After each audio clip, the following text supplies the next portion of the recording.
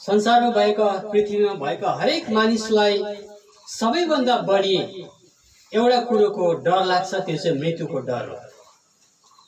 मृत्युको डर सारा संसारमा भएको मानिसलाई हुन्छ, किनभनेदेखि मान्छे जातिले युद्धहरूमा पनि युद्ध लड्दै जाँदाखेरि युद्ध हार्छु कि भन्ने डर पनि त्यति साह्रो ठुलो डर होइन। कसैलाई बिजनेसमा लस पर्यो भने त्यति साह्रो डर होइन।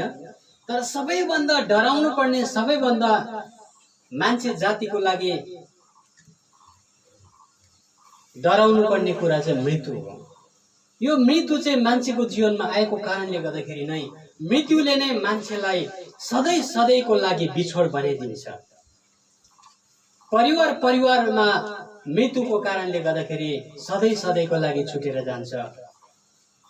रुनेले पनि भन्छ मलाई सधैँको लागि छोडेर गयो। मृत्यु नै यस्तो चिज हो जसले चाहिँ मानिस जातिलाई त्यो जतिको ठुलो चोट, त्यो जतिको ठुलो घात सायद अरू कुराले दिन सक्दैन, जुन कुरो चाहिँ मृत्युले मानिसलाई दिन्छ।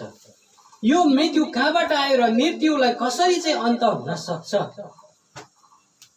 आज हामी येशूको पुनरुत्थानको समयभित्र छौँ।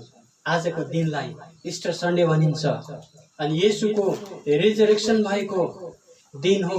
येशू पुनरुत्थान हुनुभएको दिन सारा विश्वले आजको दिनमा साँच्चै नै येशू ख्रीष्टको बारेमा पवित्र शास्त्र बाइबलबाट बाइबलीय सत्यताहरू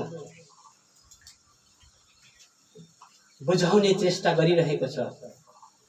बाइबलीय सत्यता के हो यो कुरा जान्नु मानिसको लागि अति नै आवश्यकता हो। कतिचोटि हामीले बाइबलको वास्तविकता सत्यतालाई नबुझेको कारणले गर्दाखेरि एउटा आफ्नो अनुमान, आफ्नो अनुभवले मात्रै बाइबललाई दर्शाइरहेको हुन्छ। वास्तवमा बाइबल के हो?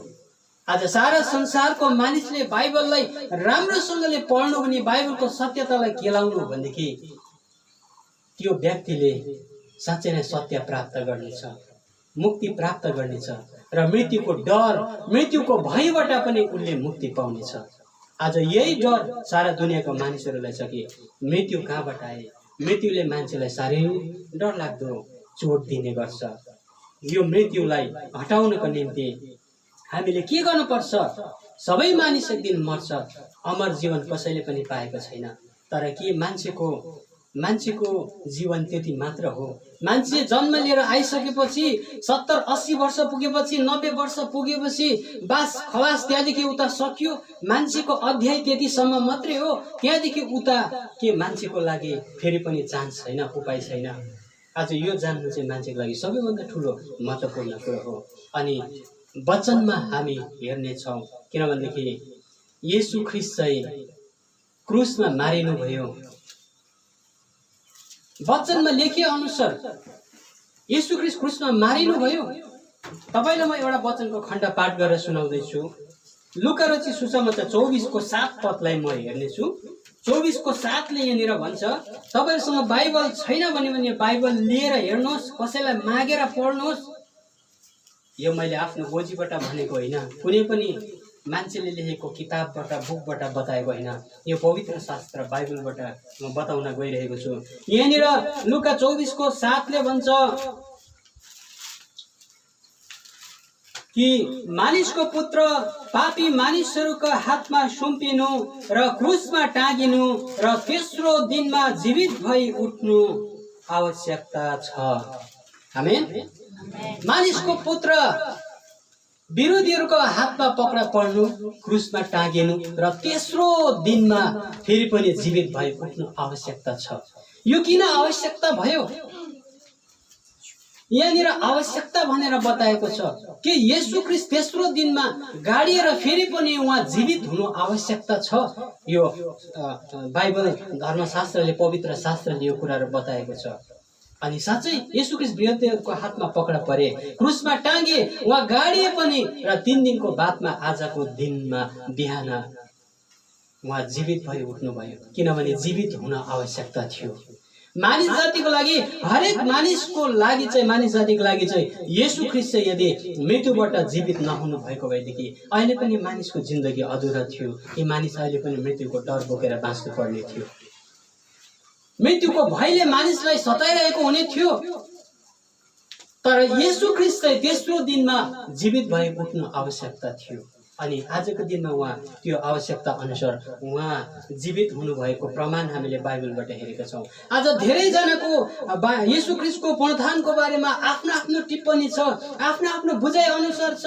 येशू ख्रीष्टको चिहानलाई कसैले चोरेर, येशू ख्रीष्टको लासलाई कसैले चोरेर लग्यो होला, गाड्दै गाडेन होला, यो सबै कुराहरू छ। तर तपाईले बाइबलको सत्यतालाई हेर्नु भने मत्ती 27 को 62 देखि 66 पदसम्म तपाईले पढ्नु भयो भनेदेखि मत्ती 27 को 61 देखि 66 पदसम्म चाहिँ येशू ख्रीष्टको पुनरुत्थान चाहिँ कसरी भएको थियो, पहरदारहरूले, रोमी सिपाहीहरूले कस्तो प्रकारको त्यहाँ इन्तजाम गरेको थियो, हेरौँलाई तेस्रो दिनमा बौरी उठ्छु भनेको छ। यस कारणले गर्दाखेरि येशूको चिहानमा वरिपरि हामी एकदमै 24 घण्टा त्यहाँनिर गार्ड बस्नुपर्छ। पहरा लगाए, ठुला ठुला साङ्लाहरू लगाए। तर येशू ख्रीष्टको जब आजको दिनमा येशू ख्रीष्ट कसरी येशू ख्रीष्टको चिहान चाहिँ रित्तो भयो, तपाईले त्यो बाइबलमा तपाईले पाउनुहुनेछ। तपाईले त्यहाँ हेर्न सक्नुहुनेछ 27 को 61 देखि 62 सम्म चाहिँ कसैको क्षमताले, कसैको शक्तिले, पहरदारको ताकतले चाहिँ येशू ख्रीष्टको चिहानलाई रोक्न सकेको छैन। त्यहाँनिर कोसिस नगरेको होइन, अगाडि नै थाहा थियो येशू तेस्रो दिनमा जीवित हुन्छु भनेछ। हेरौँला 24 घण्टा हामीले यहाँनिर ड्युटी गर्नुपर्छ भनेर त्यहाँनिर 24 घण्टा ड्युटी गरेर बसेको थियो सिपाहीहरू। तर अचम्म रीतिले भूकम्प गए अनि परमेश्वरको शक्तिले सबै त्यहाँनिर अचम्मको चमक आएर त्यो चिहानको ढोकाहरू खोलिए। यो सत्यता हो, यो कथा होइन।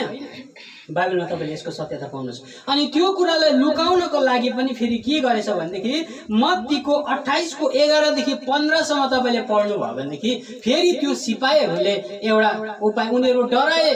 येशूको चिहान त रित्तो भयो, सबै के भयो भयो, येशू छैन चिहानभित्र। त्यसपछि उनीहरू पुजारी कहाँ गए, धर्मगुरुहरू कहाँ गएर उनीहरू डरले कामदै भने येशू त छैन। बिहान सबैजना हामी त बेहोस भएर लड्यौँ, के भयो भयो, अचानक बिहान आइतबारको बिहान के भयो भयो, हामी त लडी कसरी। अनि त्यहाँ धर्मगुरुहरूले, त्यहाँनिर पुजारीहरूले त्यो सिपाहीहरूलाई पैसा दिएर चाहिँ तिनीहरूलाई चुप राख्न लगाए। तिनीहरूले पैसा दिएको छ, तिमीले भन्नु येशू ख्रीष्टको हामी सुतेको बेलामा चाहिँ येशूको लास चाहिँ चोरेर लगेछ भनेर भन्दिनु तिमीले। अहिलेसम्म पनि यो झुट कुरा सारा संसारमा यो कतिजना झुट अहिले पनि त्यो कुराहरू फैलिरहेको छ।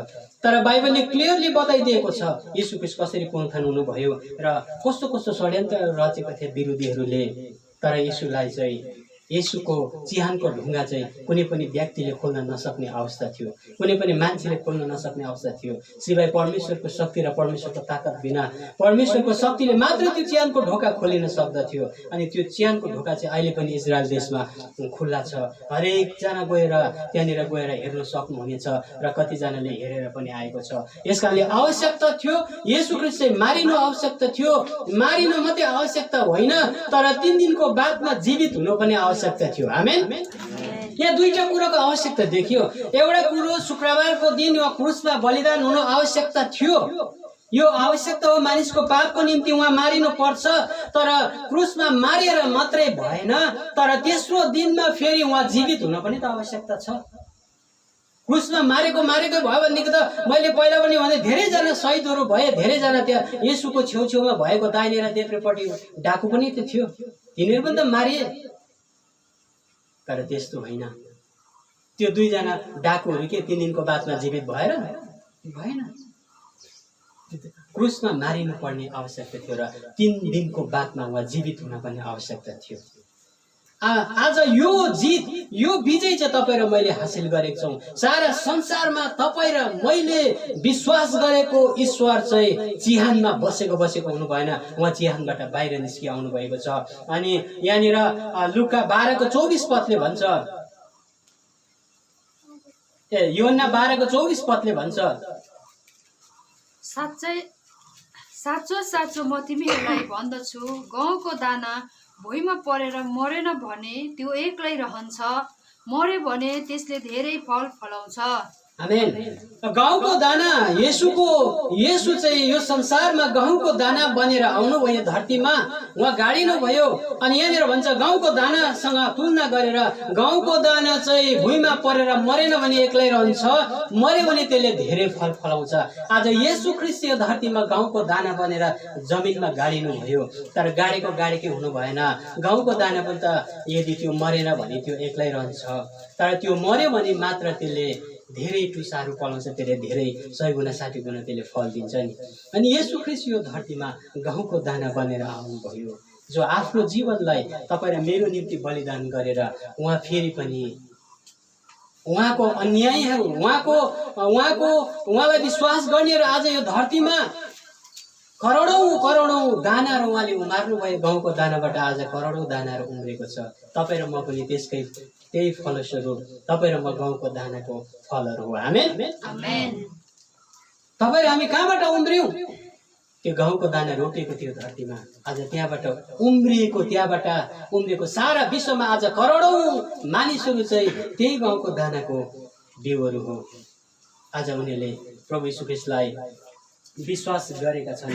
अनि धेरै बाइबलको सत्यताहरू हामीले हेर्न सक्दछौँ। हामी अर्को बाइबलको खण्डलाई पनि हेर्नेछौँ। योहन्ना 10:11 हेरौँ। म असल गोठालो हुँ, असल गोठालोले आफ्ना भेडाहरूका निम्ति आफ्नो प्राण अर्पण गर्छ। आमेन। येशूले भन्नुभयो म असल गोठालो हुँ, गोठाला पनि धेरै प्रकारको हुन्छ, तर यहाँनिर असल गोठालो हुँ, असल शुक्रबार भने जस्तै येशू चाहिँ असल गोठालो हुनुहुन्छ। असल गोठालोले चाहिँ भेडाको निम्ति आफ्नो प्राण अर्पण गर्छ, त्यो गरेर उहाँले देखाउनु भयो। आमेन। येशू ख्रीष्टले खुदै मुखले भन्नु मात्रै भएन, आज भनेर मात्रै काफी छैन। म असल गोठालो हो भनेर मात्रै भन्नु भएन, तर उहाँले जे भन्नुभयो त्यो कुरालाई पुरा गर्नुभयो। उहाँले आज तपाईँ र मेरो निम्ति चाहिँ आफ्नो प्राण पनि अर्पण गर्नुभयो भन्ने कुराहरू वचनले बताउँदछ। यस कारणले गर्दाखेरि हामी अर्को पदलाई पनि हेर्नेछौँ। योहन्ना 5:24 हामी हेर्छौँ। साँच्चै म तिमीहरूलाई भन्दछु, जसले मेरो वचन सुन्छ र मलाई पठाउनु हुने माथि विश्वास गर्छ त्यससित अनन्त जीवन छ। त्यो न्यायमा आउँदैन, तर मृत्युदेखि त्यसले जीवनमा प्रवेश गर्नेछ। आमेन। येशू ख्रीष्टले भन्नुभयो जसले मलाई विश्वास गर्छ त्यो चाहिँ न्यायमा पर्दैन, तर मृत्युबाट कहाँ सरिसकेको हुन्छ अरे? जीवनमा सरिसकेको हुन्छ। आज संसारका मानिसहरू, मैले अघि भन्दै थिएँ, सबैभन्दा ठुलो डर मृत्युको डर हो। मान्छे मर्न चाहदैन।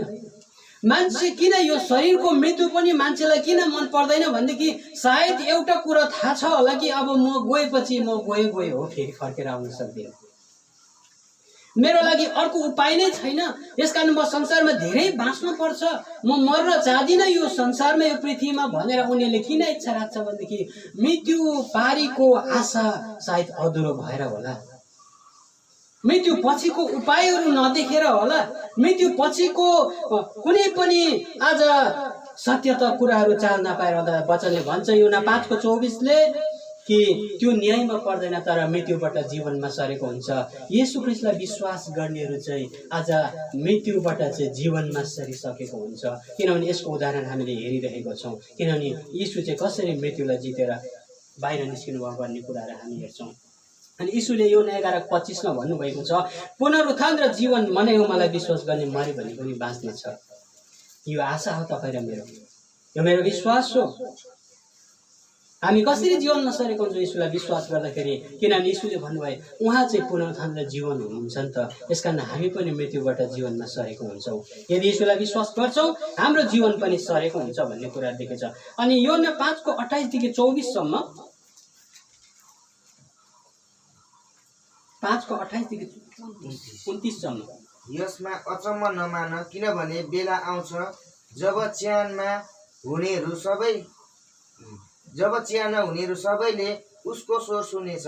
औ भलो गर्नेहरू जीवनको पुनरुत्थानको निम्ति र कुभलो गर्नेहरू चाहिँ इन्साफको पुनरुत्थानको निम्ति निस्किआउनेछन्। आमेन। आमेन। ल यहाँनिर छ पुनरुत्थान पनि दुईटा किसिमको हुँदै रहेछ। येशू ख्रीष्ट मृत्युबाट पुनरुत्थान हुनुभयो। यहाँनिर सबै मानिसको एक दिन पुनरुत्थान हुन्छ, तर कसै चाहिँ के को लागि हुने रहेछ? कसै भलाइको निम्ति, कसै इन्साफको निम्ति, कसैले न्यायको अगाडि खडा हुनुपर्ने रहेछ।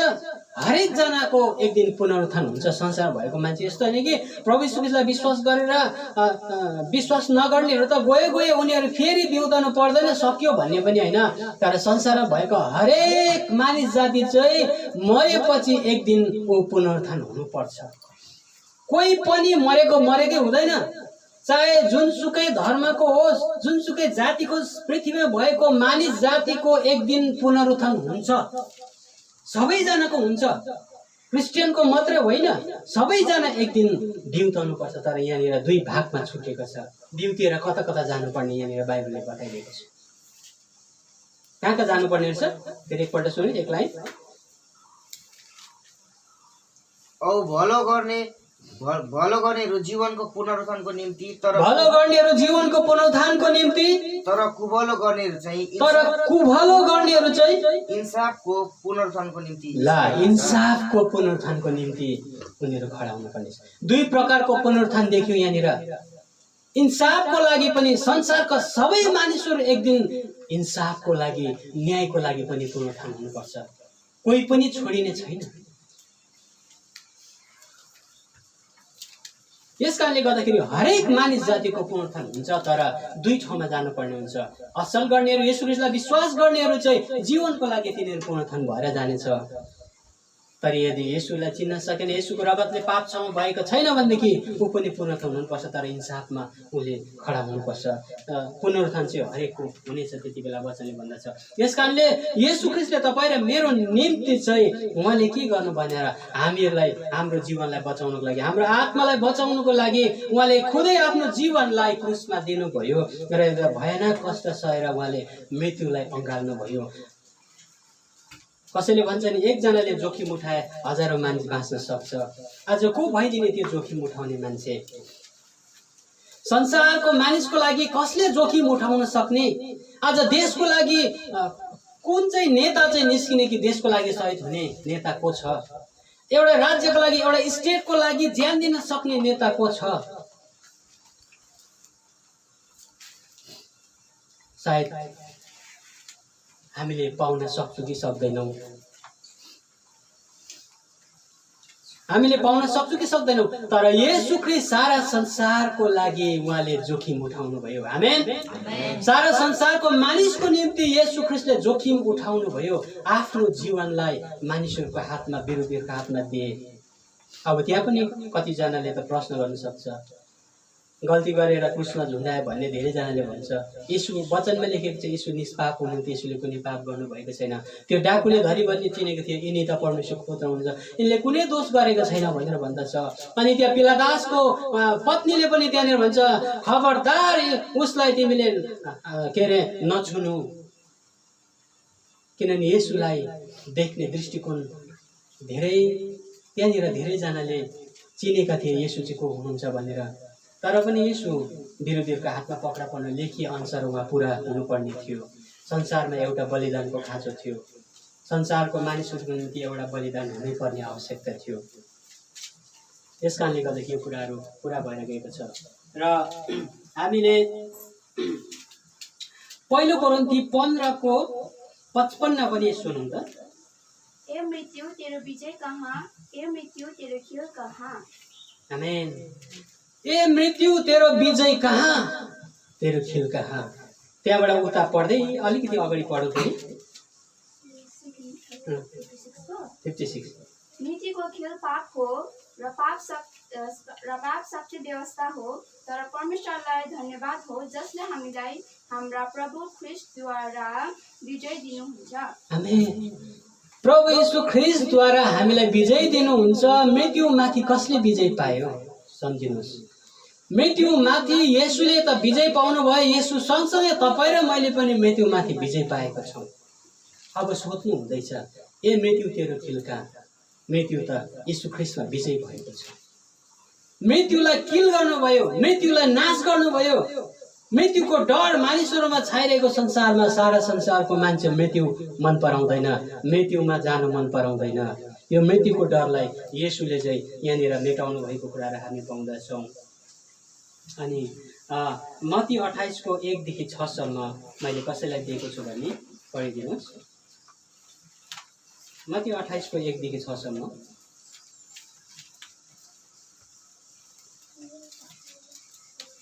ठिकै छ, त्यो नपढ्नुहोस्। मत्ती 28को 1 देखि 6 सम्म त्यहाँनिर लेखिएको छ कि येशू ख्रीष्टको बिहान पुनरुत्थानको समयमा के घटना भएको थियो तपाईँले आफ्नो आफ्नो घरमा पढ्न सक्नुहुन्छ। मत्ती 28को 1 देखि 6 सम्म गार्डहरू राखेको थियो, रोमी सिपाहीहरू थियो, तर येशू ख्रीष्टको पुनरुत्थान हुने समयमा के भएको थियो त्यो घटना त्यहाँनिर जान्न सक्नुहुनेछ। अनि हामी होशे 13को 14लाई पनि हेर्नेछौँ। म तिनीहरूलाई चिहानको शक्तिदेखि मोल तिरेर छुट्याउनेछु, म तिनीहरूलाई मृत्युदेखि मुक्त गर्नेछु। ए मृत्यु, तेरो महामारीको प्रकोप कहाँ छ? ए चिहान, तेरो नाश गर्ने शक्ति कहाँ छ? आमेन। यो भविष्यवाणी धेरै वर्ष अगाडि येशू ख्रीष्ट संसारमा आउनुभन्दा अगाडिको भविष्यवाणी हो। पुरानो करारमा भन्दैछ यहाँनिर मृत्युलाई नाश गर्ने योजना बताइराख्नु भएको छ। चिहानलाई त्यहाँनिर नष्ट गर्ने कुराहरू त्यहाँ बताइरहेको छ। अनि येशू ख्रीष्ट आजभन्दा 2021 वर्ष अगाडि यो धरतीमा त्यो वचनलाई पुरा गर्न आउनुभयो संसारमा।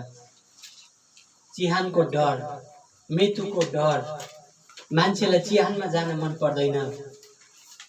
चिहान देख्दाखेरि दुःख लाग्छ। मान्छेको भाग त्यही हो, एक दिन जन्मेपछि मर्नुपर्छ, त्यो ठाउँमा जानुपर्छ।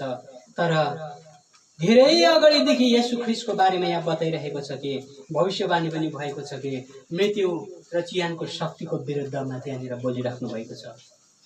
मृत्यु र चिहानको विरुद्धमा त्यो कुराहरू त्यहाँनिर अगाडि भइरहेको छ। अब त्यो कुरालाई पुरा हुन गएको हामीले पाउँछौँ। येशू ख्रीष्टमा त्यो कुराहरू पुरा भएको हामी पाउँछौँ।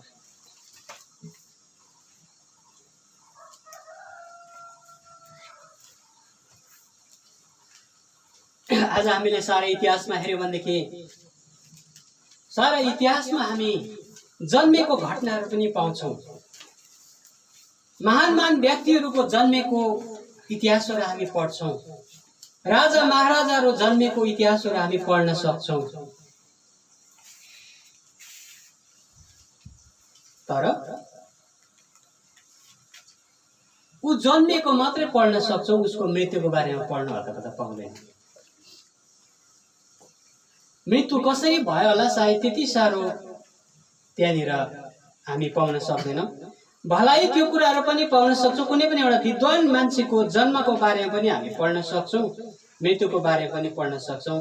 तर एउटा कुरा अझै अधुरो रहेको हुन्छ, त्यो मृत्यु भएको त्यो चिहानको बारेमा हामी पढ्न पाउँदैनौँ। चिहानको चर्चा हेर्नुहोस् है, चिहानको चर्चा अहिलेसम्म हामीले कथामा कहीँ बेला सुनेको हो। आमा बाबुले बाजे बोजूले भनेको चिहानको कथा अलिअलि सुन्छौँ। तर इतिहासमा हेऱ्यो भनेदेखि एउटा चिहानको कथा केवल येशू ख्रीष्टको बारेमा मात्रै छ। नत्र भने चिहानको कुरा किन आउँछ? मान्छे मर्छ, मृत्युको कुरा आउँछ, ठिक छ, जन्मिन्छ, जन्मेको कुरा आउँछ। तर यहाँ त चिहानको कुरा पनि थपिएको छ नि त। हो, होसेको किताबमा हामीले पढ्दै थियौँ चिहानको शक्तिलाई, मृत्युको शक्तिलाई, त्यसको विरुद्धमा खडा हुने कुराहरू थियो। अनि येशू ख्रीष्टको चिहानको बारेमा मात्रै यहाँनिर चर्चा आयो, इतिहासमा पनि आयो। किन होला? आज तपाईँ र म येशू ख्रीष्टको रित्तो चिहानको प्रचार गर्दछौँ। आमेन। हाम्रो प्रचार अनौठो किसिमको छ। सारा दुनियाँले आफ्नो आफ्नो प्रचार गर्न सक्ला। विभिन्न किसिमको मान्छेले प्रचार गर्न सक्छ। उसको जन्मको बारेमा प्रचार गर्न सक्छ, उसको शहीद भएको पनि प्रचार गर्न सक्छ, विभिन्न प्रचार गर्न सक्छ। तर पुनरुत्थानको प्रचार गर्न सक्दैन, रित्तो चिहानको प्रचार गर्न सक्दैन। तपाईँ र मेरो प्रचार अनौठो प्रकारको प्रचार छ। तपाईँ र म चाहिँ रित्तो चिहानको पनि प्रचार गर्छौँ। आमेन। आज त्यो इतिहास बनेर इजरायल देशमा इतिहास बनेर बसेको छ। आज इजरायलको मान्छेहरू त्यति साह्रो सिधा लाटो मान्छे होइन होला जो अहिलेसम्म पनि त्यो चिहानको ढोकालाई खुल्ला राख्ने। इजरायल देश शक्तिशाली देश हो, धेरै वैज्ञानिकहरू खडा भएको, धेरै धेरै विद्वान वैज्ञानिकहरू भएको देश हो। त्यो देशले आज किन येशू ख्रीष्टको चिहानलाई ऋतुको रीतै राखेको छ? मनगढन्ती कुराहरू भनेको पहिल्यै मेटिसक्ने थियो होला। यो कथा हो, यो मनगढन्ती कुराहरू।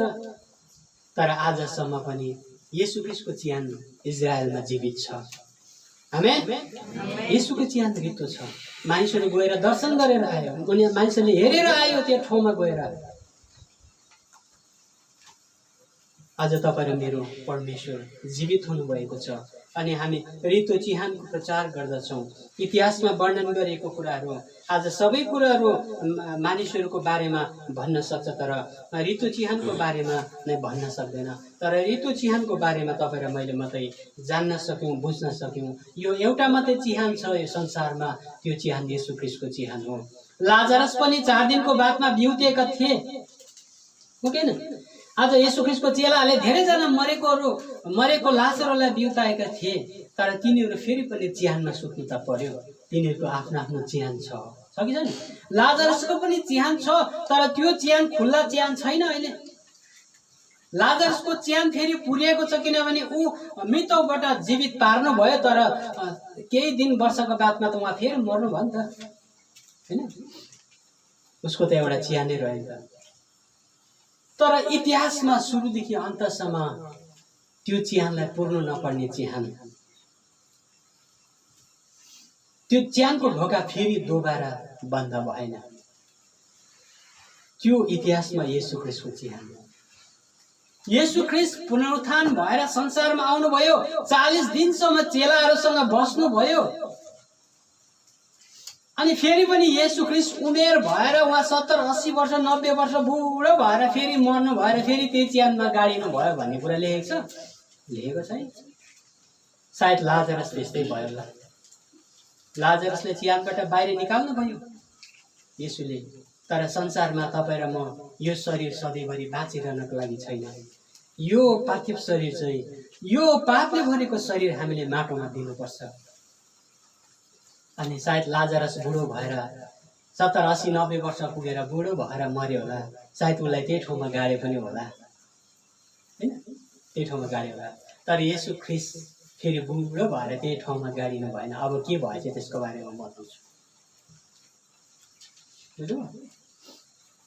येशू ख्रीष्ट चिहानबाट बाहिर निस्कि आउनुभयो। अब प्रेरित 1:3 पदलाई पढिदिनुहोस्। जसलाई उहाँले दुःख भोगिसक्नु भएपछि 40 दिनसम्म तिनीहरू कहाँ देखा पर्दै र परमेश्वरको राज्यको विषयमा कुरा गर्दै धेरै अचूक प्रमाणहरूबाट आफूलाई जिउँदो पनि देखाउनु भयो। आमेन।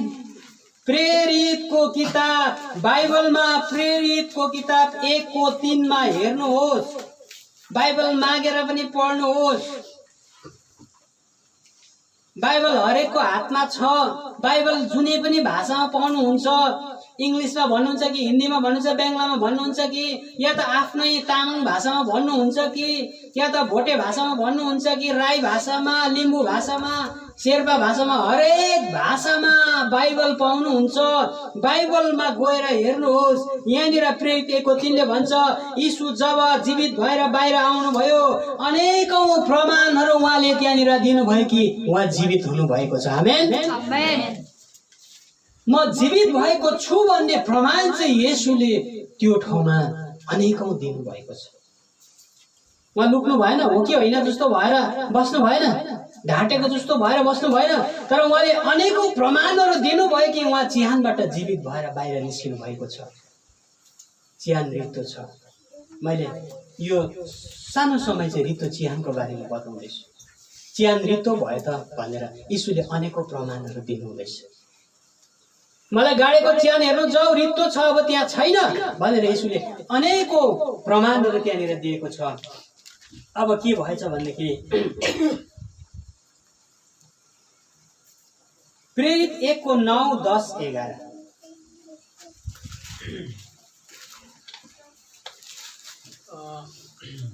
अनि जब उहाँले यी कुरा भन्नुभयो तब तिनीहरूले हेर्दा हेर्दै उहाँ उँभो उचालिनुभयो औ बादलले उहाँलाई तिनीहरूका दृष्टिबाट ढाकेर लग्यो। जब तिनीहरूले उहाँ जाँदै गर्नुभएको एक फिट लगाएर स्वर्गतिर हेरिरहेका थिए तब हेर सेतो पोसाक लगाएका दुईजना मानिस तिनीहरूका नजिक खडा भए, जसले यसो पनि भने, ए गलिलका मानिस हो, तिमीहरू किन स्वर्गतिर हेर्दै उभिरहेका छौ? यही येशू जो तिमीहरूसँगबाट स्वर्गरोहण हुनुभएको छ र अहिले जसरी तिमीहरूले उहाँलाई स्वर्गतिर गइरहनु भएको देख्यौ त्यसरी नै उहाँ फेरि आउनुहुनेछ। आमेन। यो कसले भनेको हो? यो त्यहाँनिर गालिलको मानिसहरूसँग कसले बात गर्नु हुँदैछ? स्वर्गीयको दूतले। पल्लो गाउँको दाजुले होइन, अल्लो गाउँको दाजुले होइन, कुनै पनि ठुलो व्यक्तिले होइन, तर त्यो गालिलको मानिसहरू सबैजना भेला भएर उँभोतिर हेरिरहेको थियो। येशू त जानुभयो त उडेर। त्यहाँबाट स्वर्गीय दूतले आएर त्यहाँनिर भन्छ, तिमीहरू किन हेरिरहेको छौ उँभोतिर?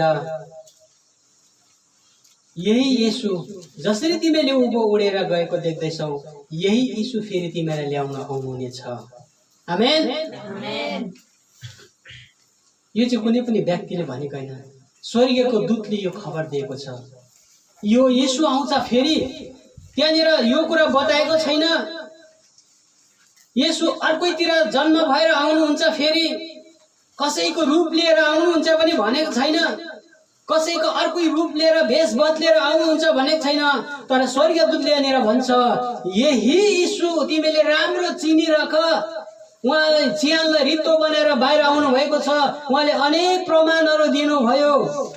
उहाँ जीवित भएको छ भन्ने कुरा अनेक प्रमाण दिनुभयो नि। तिमीहरूको साथसाथमै बस्दा बस्दै, माछाहरू खाँदा खाँदै, उहाँ रोटी खाँदा खाँदै तिमीहरूबाट उडेर उँभोतिर जानुभयो नि। तिमीले चिनिराख है, यही येशू आउँछ फेरि तिमीलाई ल्याउन, अर्को येशू भनेको छैन हेरेर।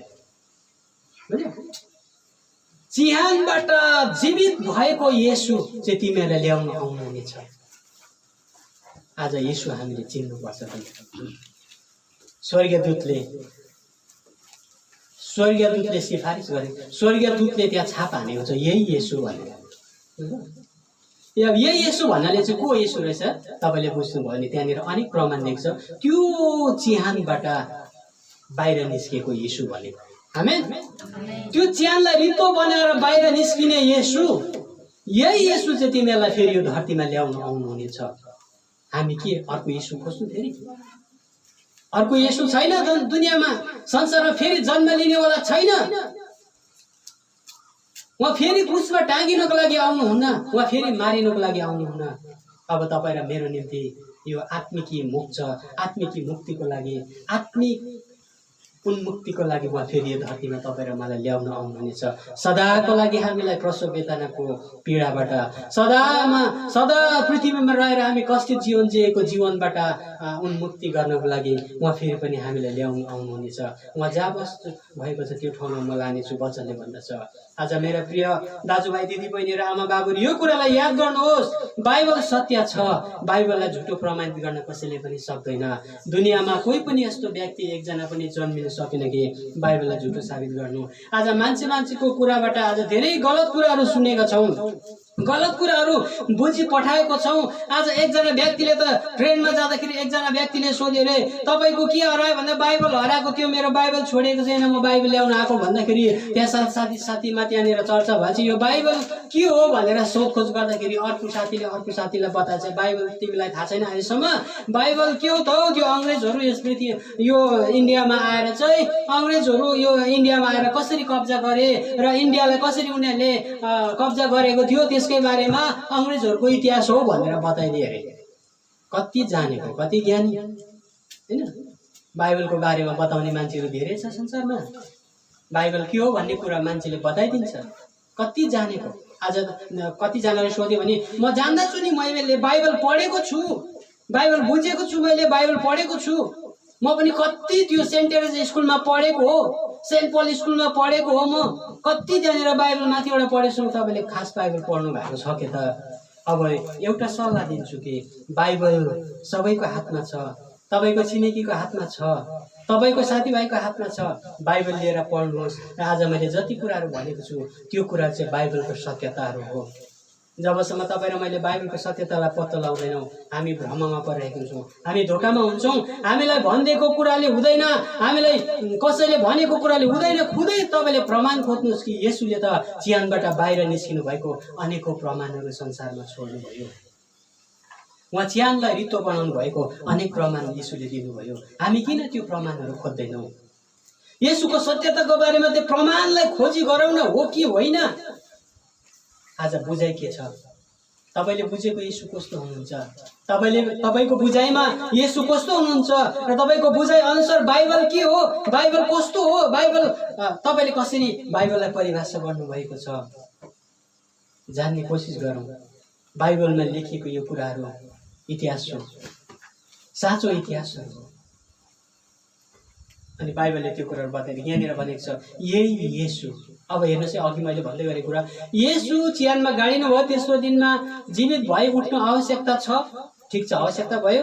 3 दिनको बादमा जीवित भएर उठ्नुभयो। अब यहाँ 40 दिनसम्म उहाँले प्रमाण दिनुभयो, चेलाहरूलाई भन्नुभयो, अनि अरू धेरैजनाका उहाँ देखा पर्नुभयो। उहाँले प्रमाणित गरिदिनु भयो कि म चाहिँ जीवित भएर आएको छु, म जीवित भएको छु। अब मैले अघि भने जस्तै लाजर जस्तै उहाँ फेरि बुढो भएर फेरि एक दिन मरेर जानु भएन, तर येशू ख्रीष्टले चिहानलाई छोड्नु भयो। आमेन। सधैँको लागि, सदा सर्वदाको लागि चाहिँ येशू ख्रीष्टले चिहानलाई बाई बाई अलविदा गर्नुभयो। आमेन। येशू ख्रीष्टले चिहानलाई अलविदा कसरी गर्नुभयो? यो येशू ख्रीष्टले चिहानलाई अलविदा गर्नुभएको कुरा चाहिँ हामीले यहाँ प्रेरितमा अहिले पढ्दैछौँ। 1:9, 10, 11 पढ्यौँ। येशू ख्रीष्ट सबै गालिलको मानिसहरूले देख्ने गरी त उँभोतिर जानुभयो, चिहानतिर जानुभयो भनेको छ येशू। यसो बुढो भएर 40 दिनको बादमा त फेरि चिहानमा हराउनु भयो होइन? तर त्यो चिहानलाई रित्तो बनाएर चिहानलाई छोडेर उहाँ त अब त्यो डाँडाबाट गालिलका मानिसहरूले देख्ने गरी उँभोतिर उडेर जानुभयो। तपाईँ र मेरो परमेश्वरले चाहिँ चिहानलाई अलविदा गर्नुभयो। अब मृत्युको डर तपाईँ र मेरो जीवनमा छैन। भला यो शरीरको मृत्यु हाम्रो जीवनमा आउँछ, तर मृत्यु एउटा अर्को पनि छ, आत्माको मृत्यु हो, जसले अनन्तसम्म उसले दण्ड भोग्नुपर्ने अवस्था हुन्छ। प्रभु यीशु ख्रीष्टले त्यही आत्माको लागि बचाउनको लागि यो सबै कुराहरू उहाँले अर्पण गर्नु आफ्नो जीवनलाई, अनि उहाँले चिहानलाई उहाँले रित्तो बनाएर उहाँ फेरि पनि स्वर्गतिर उडेर जानुभयो। योहन्ना 10:17 र 18 पढिदिनुहोस्। पिताले मलाई यसकारण प्रेम गर्नुहुन्छ किनकि म आफ्नो प्राण फेरि फिर्ता लिने हेतुले अर्पण गर्छु। किनकि म मेरो प्राण फेरि के गर्ने हेतुले? फिर्ता लिने हेतुले। कसैले मबाट मेरो प्राण लिन सक्दैन, कसैले मबाट मेरो प्राण लिन सक्दैन, तर म आफ्नो इच्छाले आफ्नो प्राण अर्पण गर्दछु। तर म आफ्नो इच्छाले प्राण अर्पण गर्छु। आफ्नो प्राण अर्पण गर्ने अधिकार मसित छ। आफ्नो प्राण अर्पण गर्ने अधिकार मसित छ। अनि फेरि लिने अधिकार पनि मसित छ। अनि फेरि लिने अधिकार पनि कोसँग छ? येशूसित छ। यो आज्ञा मैले मेरा पिताबाट पाएको छु। आमेन।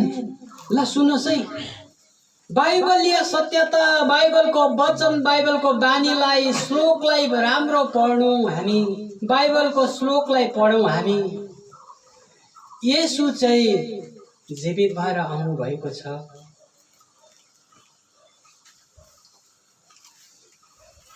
वेदमा पनि भन्छ श्री मृत्युञ्जय नमः, मृत्युञ्जय नमः। त्यो ईश्वर चाहिँ मृत्युबाट जीवित भएको हुनुपर्छ। ईश्वरको बलिदान हुनुपर्छ। पृथ्वीमा ईश्वरको बलिदान हुनुपर्छ, तर त्यो ईश्वरको बलिदान भएको फेरि पछि त्यो चाहिँ मृत्युञ्जय नमः हुनुपर्छ। मृत्युबाट जीवित भएको हुनुपर्छ, मरेकोबाट जीवित भएको हुनुपर्छ भन्ने माग जो थियो नि, यहाँनिर येशूले योहन्ना 10:17 देखि 18 भने मलाई मानिसहरूको निम्ति प्राण अर्पण गर्ने अधिकार छ, फेरि प्राण फिर्ता लिने अधिकार पनि छ। म आफ्नो इच्छाले प्राण अर्पण गर्दैछु। मलाई कसैले कुटेर पिटेर डर देखाएर होइन, म मारी पठाएको झुकुलमा म मरेको होइन। बुझ्नुहोस् है, मलाई कसैले मलाई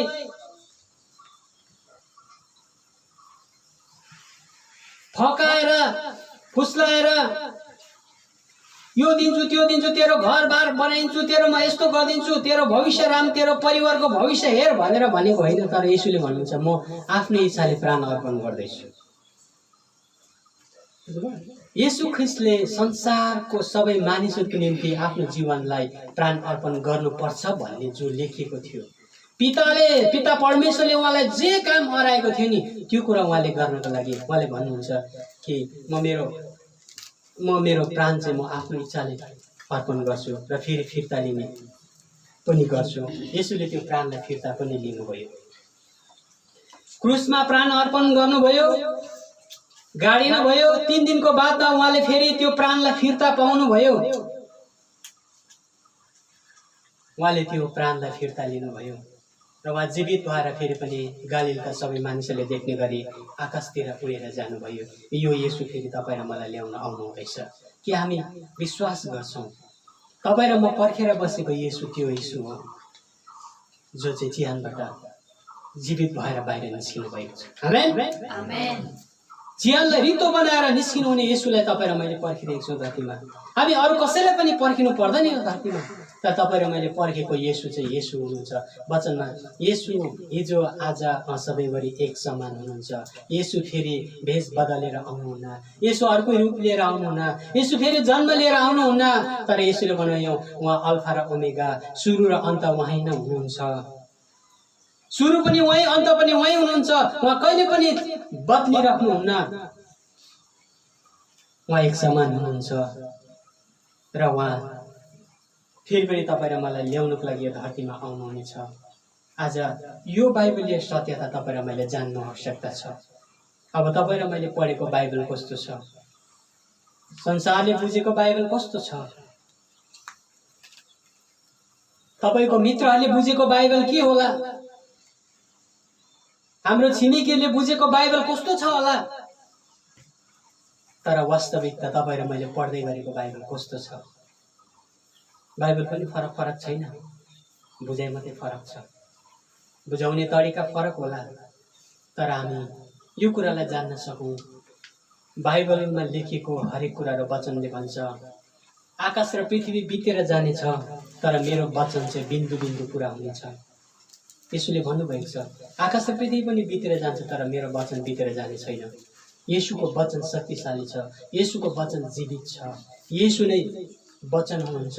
अनि त्यो वचन चाहिँ उहाँ फेरि पनि जीवित भएर उहाँ आफ्नो पिताको पासमा जानुभएको छ अनि हाम्रो निम्ति अर्ज बिन्ती गरिराख्नु भएको छ। तपाईँ र मलाई ल्याउन आउने दिन उहाँले दिन तारिक उहाँले सायद मिलाइराख्नु भएको होला। हुन त वचनले भन्छ पुत्रलाई पनि थाहा छैन उहाँ कहिले आउनुहुन्छ, पितालाई मात्रै थाहा छ, किनभने पिताको सामने येशू हुनुहुन्छ। अनि एक दिन उहाँ तपाईँ र मलाई ल्याउन आउनुहुनेछ। तपाईँ र म पर्खिरहेको छौँ, त्यो येशूलाई पर्खिनुपर्छ। हामी भुल्न पनि पर्नु हुँदैन कि तपाईँले कस्तो येशूलाई पर्खिराख्नु भएको छ। मैले पर्खेको येशू त चिहानलाई रित्तो बनाएर जानुहुने येशू हुनुहुन्छ। आमेन। मैले त्यो येशूलाई पर्खिरहेको छु जुन येशूले चाहिँ तपाईँ र मेरो निम्ति क्रुसमा आफ्नो बलिदान जीवन दिनुभयो, रगत बगाउनु भयो, उहाँ मारिनुभयो, गाडिनुभयो अनि तेस्रो दिनमा वचनले भनेअनुसार उहाँ जीवित भई उठ्नुभयो। जीवित भई उठ्नु भएर उहाँले प्रमाणित गर्नुभयो कि म जीवित भएको छु। उहाँले भन्नुभयो जीवित चाहिँ म नै हुँ भन्नुभएको छ प्रकाशित वाक्यमा। येशूले भन्नुभयो जीवित म नै हुँ। मैले पर्खेको येशू त्यो हुनुहुन्छ जो आज पनि चिहान ऋतु छ। त्यो चिहानबाट निस्किआएको येशूलाई म पर्खिरहेको छु। तपाईँ र मेरो विश्वास र पर्खाइ यो हुनुपर्छ, त्यो चिहानलाई रित्तो बनाएको येशूलाई हामीले पर्खिनुपर्छ जो गालिलबाट उँभोतिर उचाली जानुभएको छ। स्वर्गदूतले जुन चाहिँ खबर दिनुभएको छ त्यो खबर पर्खेर हामी बसिरहेका छौँ। उहाँ फेरि तपाईँ र मलाई ल्याउने धरतीमा आउनुहुनेछ। आमेन। येशू जीवित हुनुहुन्छ। मेरो पछि भन्नुहोस् येशू ख्रीष्ट जीवित हुनुहुन्छ। आज पनि येशू ख्रीष्टको चिहान रित्तो छ। म रित्तो चिहानको प्रचार गर्छु। मलाई येशूले मृत्युमाथि विजय दिनुभएको छ। अब म मृत्युसँग डराउने छुइनँ। त्यो मृत्यु चाहिँ शरीरको होइन, आत्मिक मृत्यु हो, जो येशूले मेरो आत्माको मृत्युको मूल्य चुकाउनु भएको छ। आमेन। जय मसीह।